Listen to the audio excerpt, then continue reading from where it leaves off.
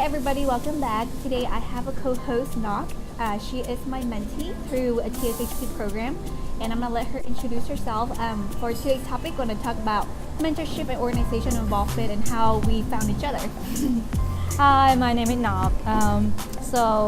I've been graduated since 2014. I'm currently working for a community pharmacy, but I'm interested in hospital pharmacy, so that's why I participate in TSSP to get more experience and involvement in hospital setting, and that's how I found out about the mentorship program. I signed up and we matched, and she has been a really great mentor for me. Oh, thank you. And then in terms of how did you even hear about TSHP to get started? I heard about TSSP back in school, but I wasn't participate in it that much. I was in other organization. I was in ASSP, but not in TSSP. I heard about it, but not really participate that much. But until you graduate, and then you're like, I worked in community for a while. She's been in community pharmacy for 4 years, and has a really strong interest in hospital, and that's how she started getting with TSHP. What kind of activities that you attended at TSHP or at local level that you felt was helping you to kind of start your journey in the hospital? Going to the conference was one of my favorite activities, because when you have a lot of chance to meet a lot of people, run into people that know before, classmates, meeting new friends, and another part is actually learning more things about pharmacy. And I think we focus on hospital pharmacy at TSSP conference. So learn a lot, because there's a lot of things that you learn in school, it changes, they update. And then for me, being a retail setting, I don't get to practice or see all of that update as often. Yeah. So what we're referring to is the annual seminar that happens yearly at TSHP. Of course, there are other educational events that may happen at local level that you have at your local state, as well as local city level. But I think just being there and observing, like you said, networking is a great opportunity. I think most people are really afraid to join an organization because it's so vast and there's so many people that you're like, I don't know anyone. It's intimidating, right? It is. It's good that you have a friend that you can go with. It takes a lot of out of your comfort zone to actually go into an event that you mostly have not met anybody. To be an extrovert, to be out there and try to meet people and talk to people. So you have to prepare that to be a little bit more extrovert than you usually are.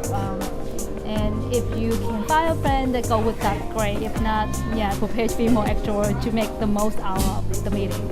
And would you consider yourself introvert, extrovert, and then how do you prepare yourself to go to events that you may not know anyone there initially? Well, for the longest time, I always think I am, and I think that I am an introvert because I'm not, outspoken and go out there and meet people and things like that. But I think even though you're an introvert, but you can make yourself an extrovert at certain setting if you really want to. So I am an introvert, but I can make myself be an extrovert at certain settings. So I did that. I know that when I go to these events, because I don't know anybody there, I have to be an extrovert to meet people and talk to people and get the connection and networking.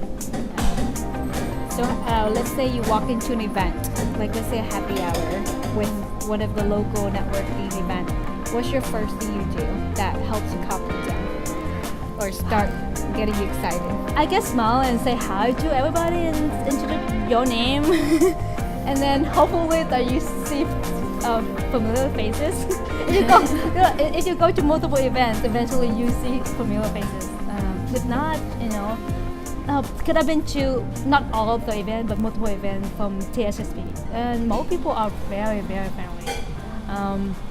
So just say hi and bye, and then and some people will just start talking to you when you just say hi and introduce yourself, and then we just start asking, oh, what's your name, where do you work, what do you do, and things like that. So it's break the It's like an icebreaker. That's icebreaker. So the other people actually help you, start a conversation with you as well. So they are very nice.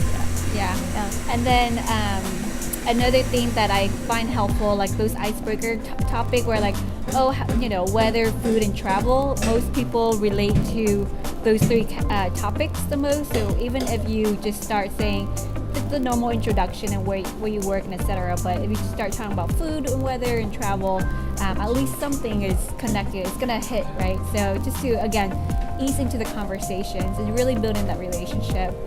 I know that when we talked previously, you mentioned to me when it was kind of hard for you to really develop like a deeper relationship when you go to events, just because you felt like you met that person, you say hi, but there's no continuation. So how do you find yourself creating more deeper relationship now? I think it also depends on the person that you try to connect with. I mean, most people I don't know. It's just for me. Sometimes that I meet people at the event, and that pretty much it. That's it. Unless I meet them again at another event. It's kind of hard to keep a continued relationship if you don't have a chance to meet them again. But with the mentorship program that when I signed up and eventually met, I think that's when I found a real true connection after the first initial meeting. Because we actually follow up with each other. We every month we talk. So that continuation of meeting and interacting and communicating, that actually brings the relationship closer. So going through a program, a mentorship program, I think that's a number one option or change for me to build a stronger connection with other people. Yeah, this is one thing we were discussing too, is that when you in the mentorship program, it's a two-way bridge, right? Like the mentor has to be willing to commit, and the mentee has to be willing to also commit. And like for us, we talk on a monthly basis. We actually meet in person as well. If you're in the same city and locally able to do that, or at least once a month conversation. Of course, sometimes it's hard to be picking up on the phone because your schedule is super busy. So what I also ask my mentee to do is, email me like a monthly update. Like every other month can do a phone conversation. Every other month can do like email just to see how things going.